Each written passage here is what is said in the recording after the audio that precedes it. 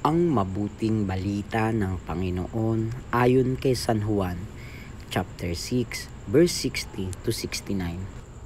Noong panahong iyon, marami sa mga alagad ni Jesus ang nagsabi, "Mabigat na pananalita ito.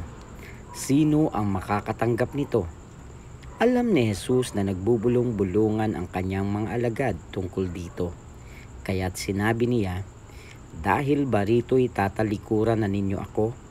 Gaano pa kaya kung makita ninyong umakyat ang anak ng tao sa dati niyang kinaroroonan?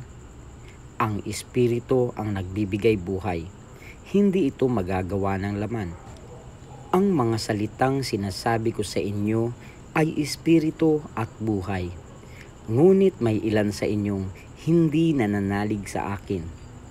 Sapagkat talastas ni Jesus buhat pa noong una kung sino-sino ang hindi nananalig sa kanya at kung sino ang magkakanulo sa kanya.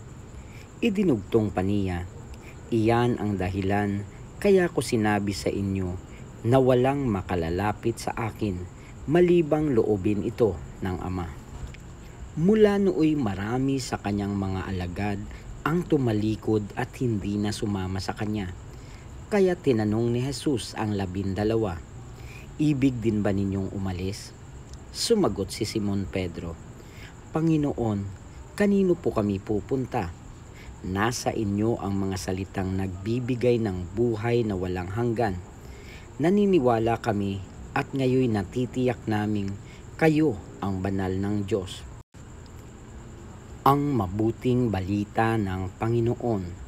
Pinupuri ka namin, Panginoong Hesukristo.